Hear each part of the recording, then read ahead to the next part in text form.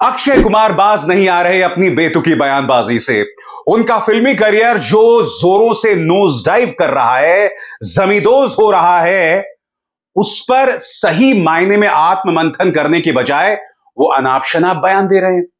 वो अनाप शनाप बयान क्या है, उसकी हम चर्चा करने जा रहे हैं। हेलो, वेलकम, खुशामदीद, नमस्कार। आपका स्वागत है एक ऐसे शो में जिसका नाम है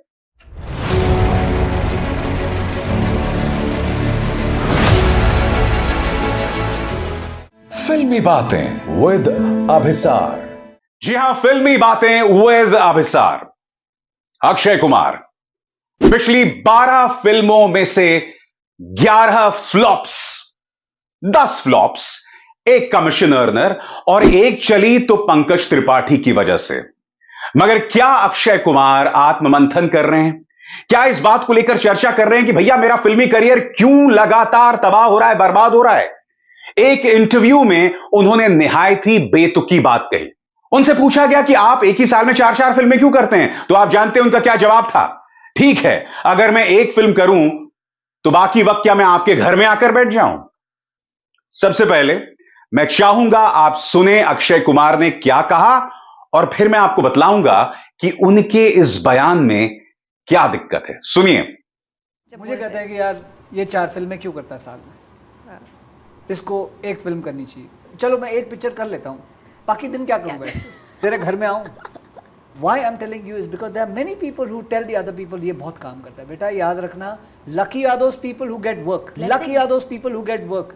यहाँ काम नहीं मिलता, यहाँ रोज लोग कोई ना कोई बोलता है बेरोजगारी चल रही है, ये चल रहा है, वो चल रहा है। अबे बेटे, जिसको काम मिला उसको तो काम करने दो। नहीं अक्षय बाबू, दिक्कत यह नहीं है कि आप एक साल में 4 फिल्में कर रहे हैं। दिक्कत क्या है मैं आपको बताता हूं।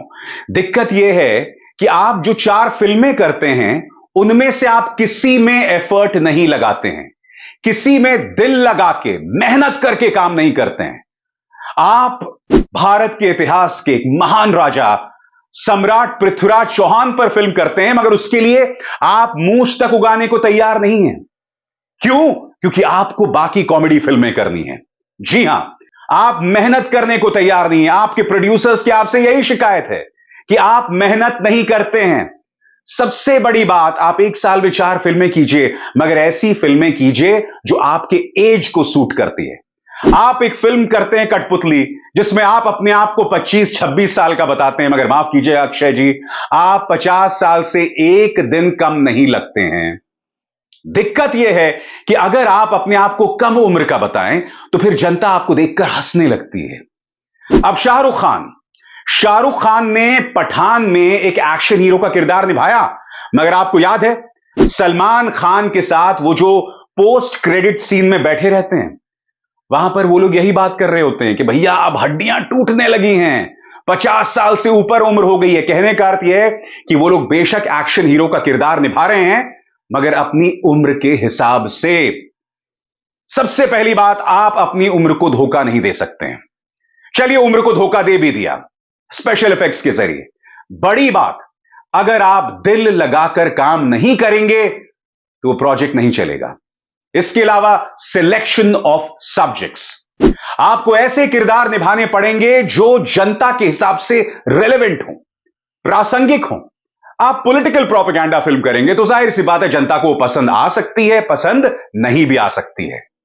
आपको जनता की नब्ज को टटोलना पड़ेगा। और सबसे बड़ी बात, और यह शिकायत मेरी सिर्फ अक्षय से नहीं है, उन तमाम एक्टर्स से हैं जो अपना बजट कम करने को तैयार नहीं है।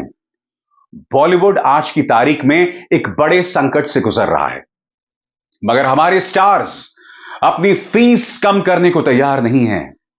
या तो फिर आप शाहरुख खान का फॉर्मूला अपनाएं, यानी कि अपनी फिल्म का एक कट ले लें और उसके बाद जो प्रॉफिट्स आए उसका एक हिस्सा लें।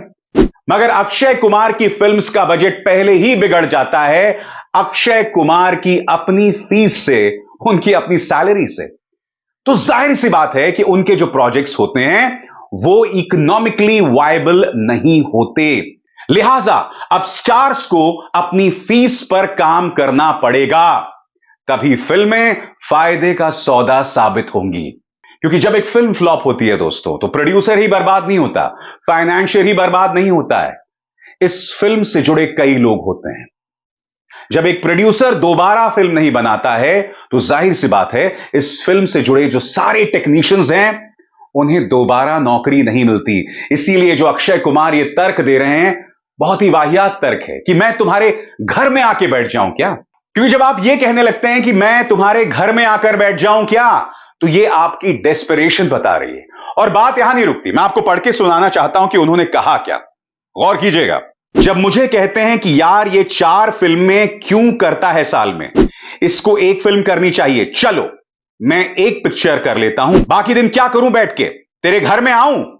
मैं आपको क्यों बता रहा हूं, क्योंकि हैं बहुत सारे लोग जो दूसरे लोगों को बताते हैं ये बहुत काम करता है। बेटा याद रखना, वो लोग खुशकिस्मत होते हैं जिनको काम मिलता है। यहां काम नहीं मिलता, यहां रोज कोई ना कोई बोलता है बेरोजगारी चल रही है, ये चल रहा है, वो चल रहा है। अबे बेटे, जिसको काम मिला उसको तो काम करने दो। तो अक्षय यहां कह रहे हैं कि भाई काम मिल रहा है तो काम करने दो। सबसे पहली बात, अक्षय, हर एक्टर को काम मिल सकता है। सलमान खान भी चाहे तो साल में 10 फिल्में करें, शाहरुख खान भी चाहे तो साल में 10 फिल्में करें, ऋतिक रोशन हो, आमिर खान हो, अजय देवगन हो, ये साल में 10 फिल्में कर सकते हैं। मगर जब आपका एक मुकाम होता है तो आपको फिल्मों को चूज करना पड़ता है।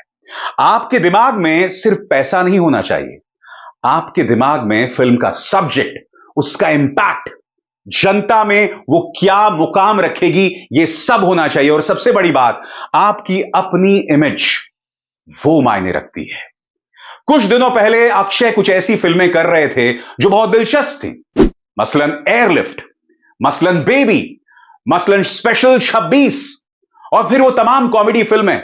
मगर फिर अचानक एक दौर आया जब वो प्रोपेगेंडा फिल्में करने लगे, जब उन्होंने होलसेल फिल्में साइन कर ली और नतीजा आपके सामने है। जाहिर सी बात है, अगर आपकी एक अच्छी फिल्म भी कोई नहीं देखना चाह रहा जो अबव एवरेज है, इसका मतलब जनता अब आपको नहीं देखना चाहती। इसीलिए अक्षय को अपनी चॉइस ऑफ फिल्म्स पर काम करना पड़ेगा। जो भी फिल्म आपके सामने आ जाए उस पर साइन नहीं करना चाहिए। जी हां, यही फर्क होता है एक आम एक्टर और एक सुपरस्टार के बीच में। एक सुपरस्टार जो एक एक्टर भी है। और मैं जानता हूं कमेंट सेक्शन में कई लोग आ जाते हैं कि भैया अक्षय कुमार की चर्चा क्यों कर रहे हो, इस पर चर्चा करने की क्या जरूरत है। तो भैया जवाब यह है कि यह फिल्मी चैनल है, ठीक है, तो इसमें फिल्मी पॉलिटिक्स, फिल्मी बातें, फिल्म जगत में जो कुछ हो रहा है ना, उसी की चर्चा होती है। और यही वजह है कि मैं अक्षय कुमार की चर्चा कर रहा हूं जो इस वक्त एक डूबता सूरज हैं। मगर मुझे उम्मीद है कि वो हम सबको गलत साबित करेंगे। और अक्षय जी, मैं इतना ही कह सकता हूं, निंदक नीरे राखिए, यानी कि जो आपको सही दिशा दिखाता है, बेशक वो आपको क्रिटिसाइज कर रहा है, उसकी बात को सुनिए, उससे बौखलाइए नहीं। अभिसार शर्मा को दीजिए इजाजत। नमस्कार।